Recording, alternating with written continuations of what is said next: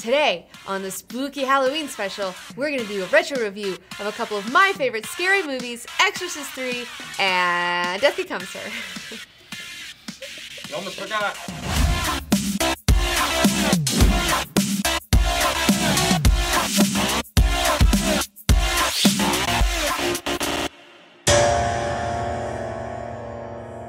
So I'm so excited to talk about some of my favorite underrated horror movies. I mean, they're not really that scary. Well, Exorcist III's got some really scary parts, but Death Becomes Her is more comedy.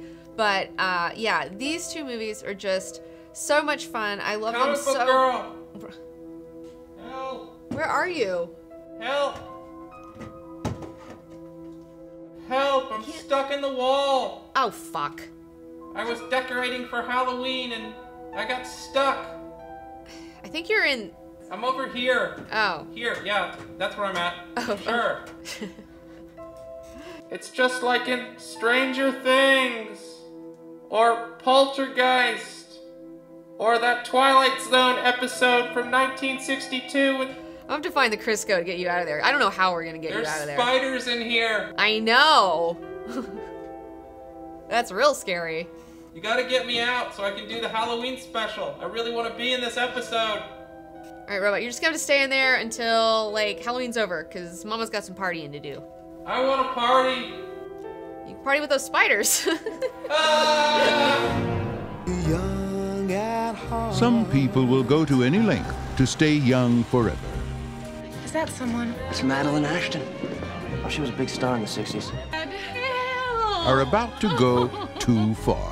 A touch of magic. Drink that potion, and you'll never grow even one day older. Bottoms up. Siempre viva! Live forever! Ernest, I'm in the morgue. They think I'm dead. You are, but you're not. Are you telling me it doesn't hurt when I do this? It doesn't hurt. Alright, so our next movie is Death Becomes Her. Robert Zemeckis. What's that about? Okay, so it's about this vain, bitchy woman. she's a fading star. She used to be this big star, and so she's, on YouTube? No, in the movies and on Broadway and stuff. Yeah, and so she is really bummed about how bad she looks, and she gets this card from someone like, hey, you know, you wanna take it to the next level with your beauty regime. Call this lady.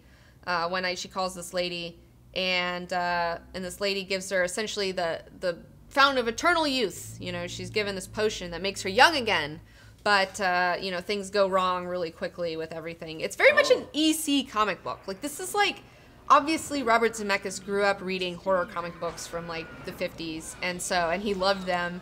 And this is totally straight up like that tonality with this, because it's fun, it's schlocky, there's a morality tale, it's just fun and goofy, and yeah, I love Isabella Rossellini in this movie. She plays the woman who gives out the potion, and oh my god, I need to cosplay as her so bad. Like, when I was a little girl and I saw her, I was just like, she's so cool, you know? She's just such a snake lady. Like, oh, she's the best. So, yeah, she's wonderful. Meryl Streep is in this. She is fucking Meryl Streep. She's amazing. We also have Goldie Hawn in this, who is also amazing because she's fucking Goldie Hawn.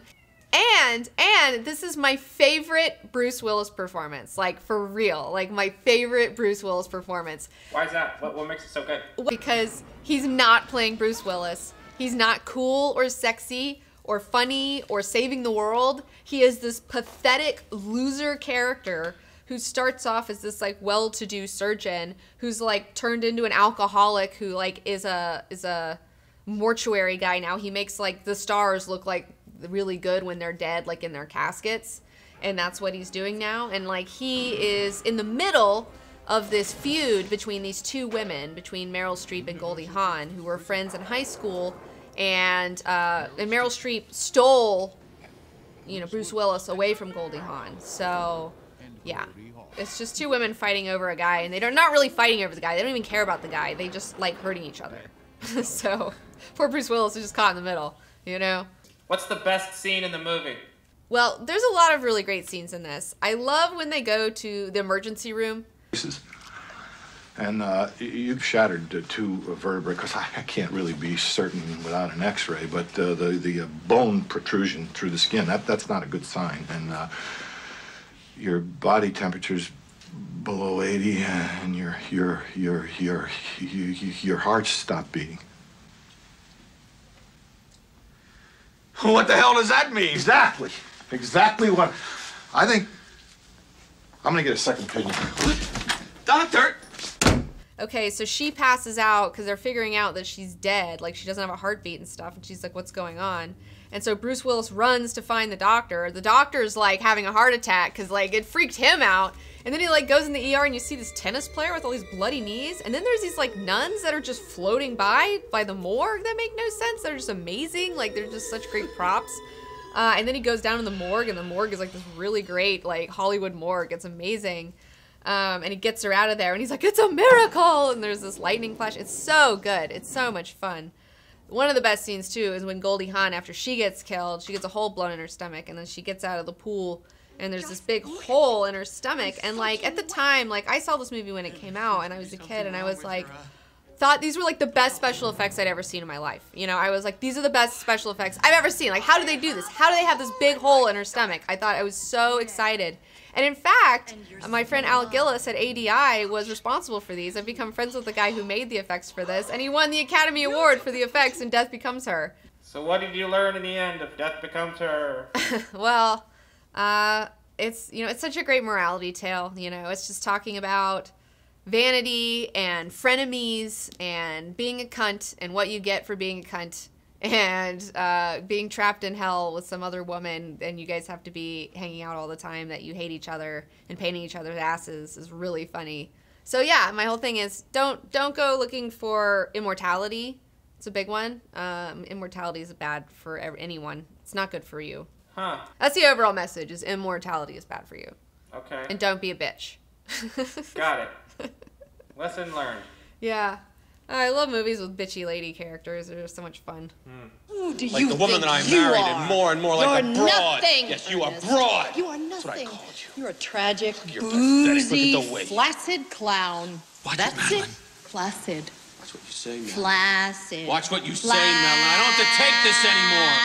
I don't have to take this any longer. Oh, yeah, you'll take it. You'll take everything I have to give. You always have. You're not even a man anymore, and I need a man.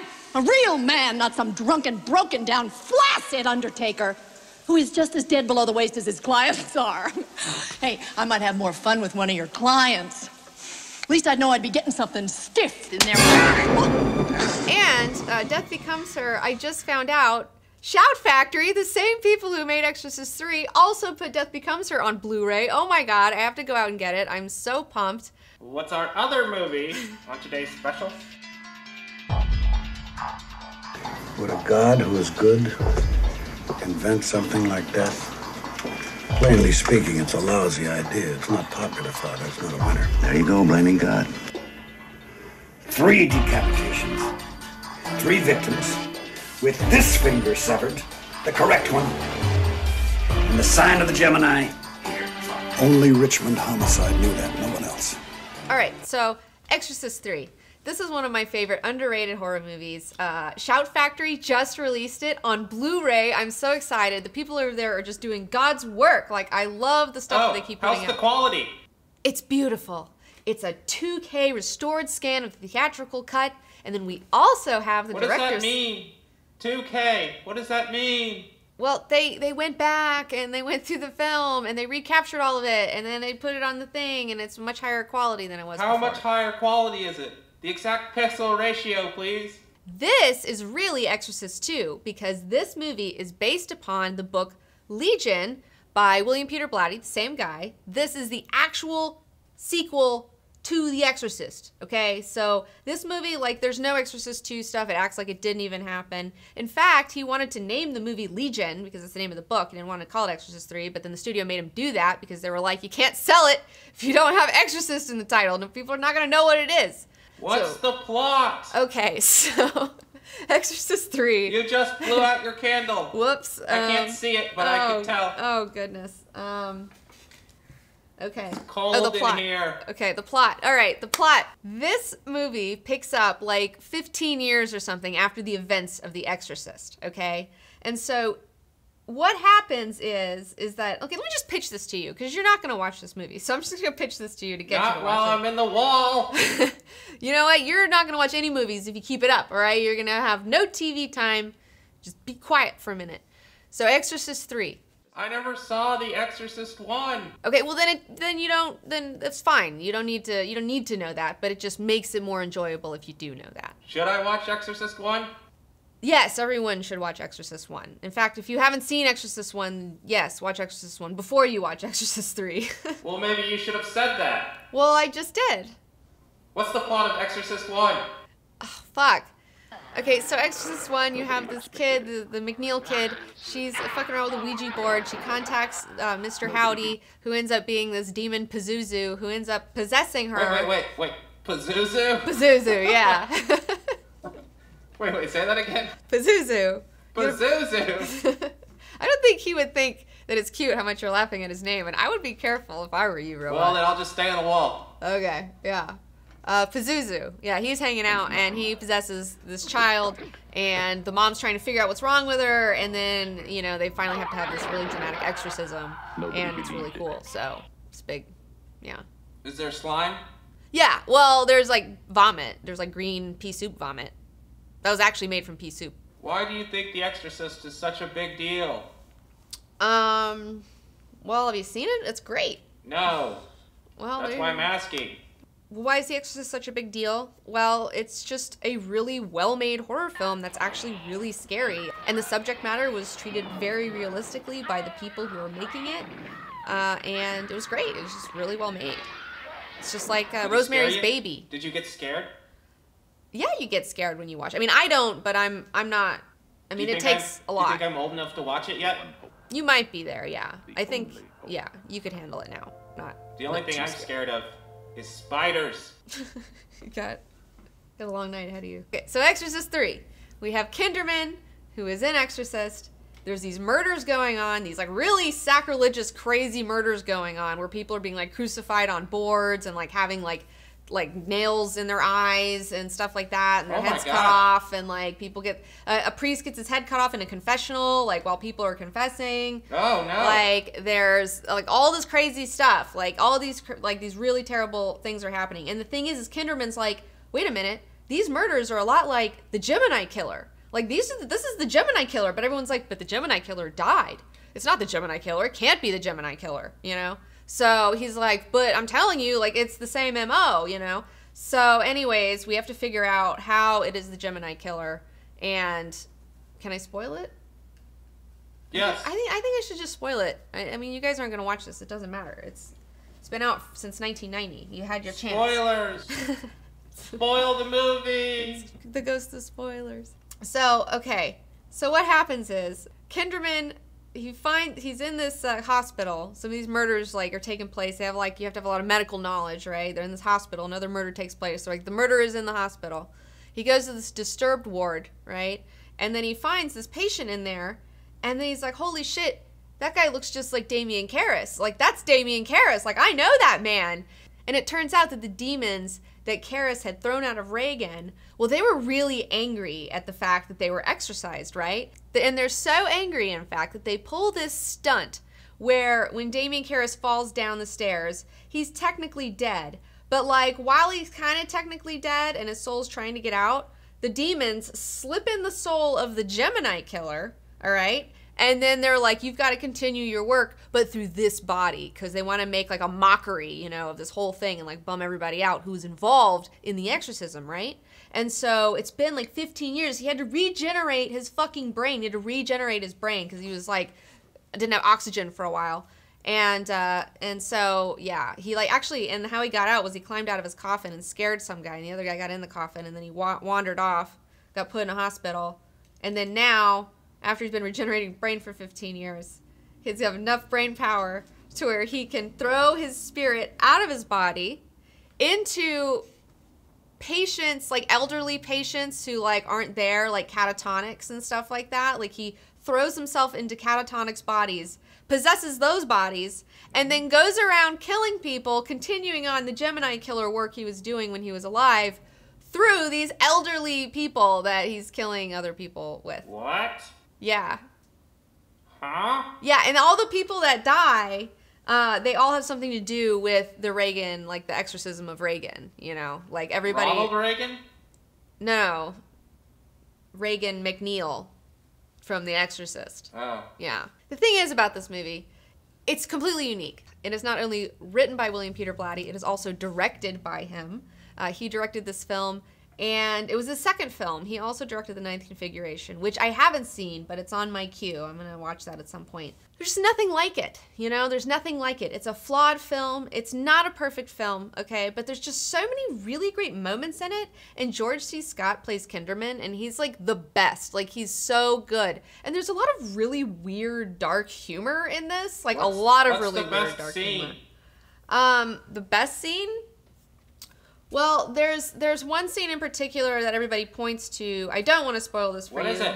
Well, I'm not going to spoil it for you, but it's like there's this scene where somebody, you know, is going to get killed, and it's like a lot of suspense and tension. It's like a really great suspense moment.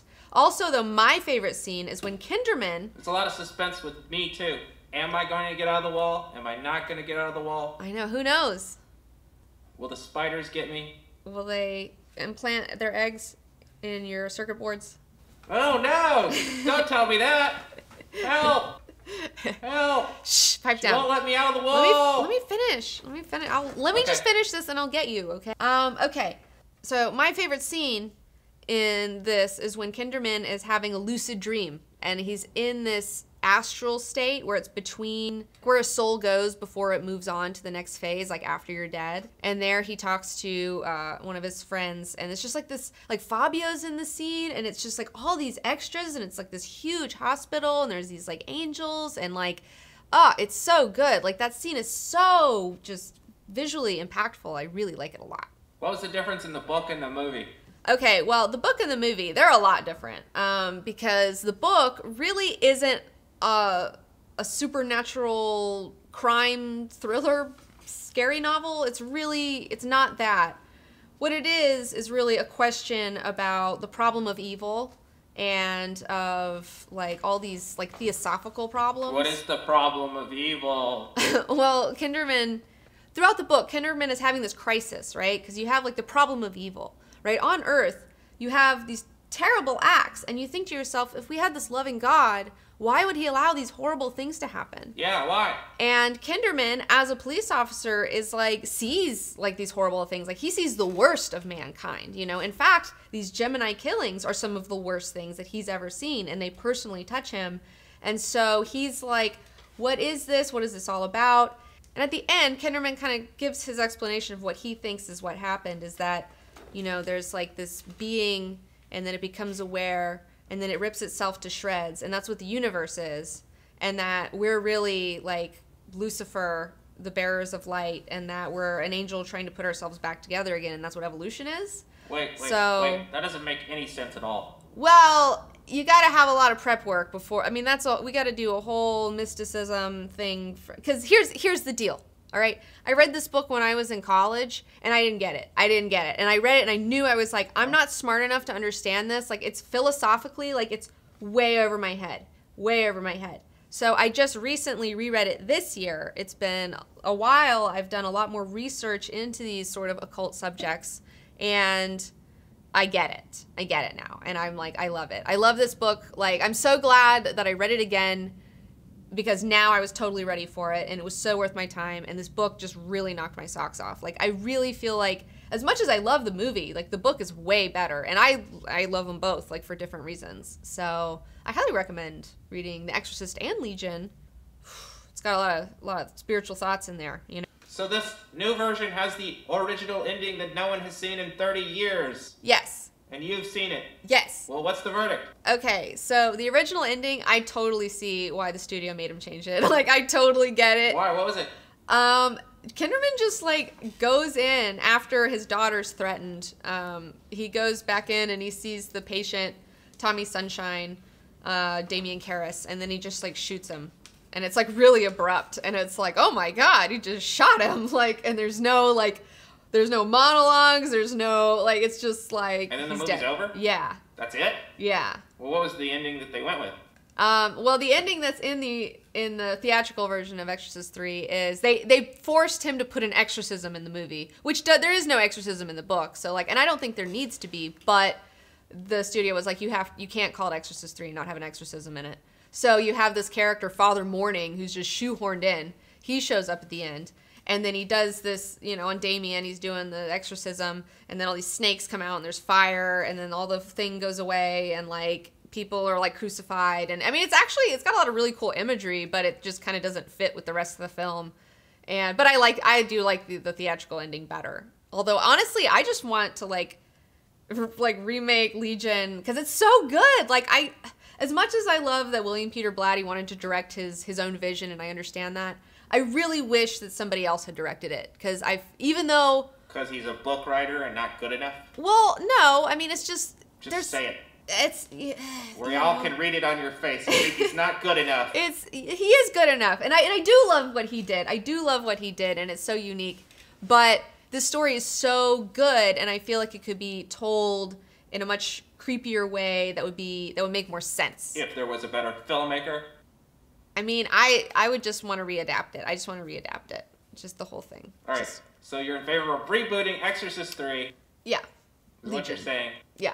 All right. It's a supernatural, like, crime movie, you know? It would be like this guy trying to figure out, he's like, all these fingerprints aren't matching. He's like, so the fingerprints from this killing are gonna match this killing, right? And they're like, no. And he's like, what do you mean no? And it's like driving him nuts. And it's like, how are you gonna explain this? How are you gonna put this in the report that, oh, it was some angry spirit who put a serial killer spirit in my friend's body, and then he was projecting himself into Alzheimer's patients and then going around killing people. Like, he's never going to be able to put that in a report, you know? All right. Yeah. And happy Halloween! So this Halloween I should watch Death Becomes Her and Exorcist 1 and 3. Yeah, you can skip 2. Okay. As soon as I get out of the wall, I'll watch them both. I'm gonna have to get that Crisco out, though. I have to find that first. Grease up the wall. Yeah, grease it up. So that's it for today. Thanks for watching. Be sure to like this channel, subscribe to my videos, and follow me on Twitter and Instagram. Wait, this is an unresolved plotline. Next episode.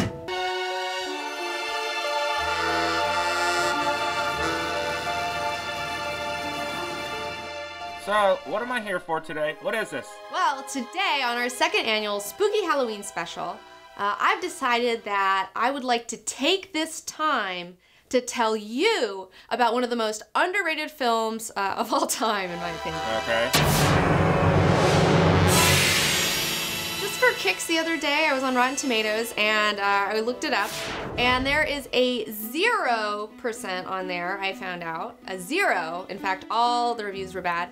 And I just thought that was really unfair, and that I'm gonna make it my Halloween mission to let everyone know how awesome this movie is. You and your old 1920s movies. Side note, I'm not saying that this movie is great, but I am saying that it is a lot of fun and super enjoyable. I wanna watch Predator instead. And since I realize that a lot of you are still not gonna give this movie a chance, today, we're just gonna sit here and watch the whole thing together. So you better get comfortable. We're gonna pop it in. I wanna watch Commando. Nope. It's been decided. It's Halloween and we are doing this. But I've never even seen House 1.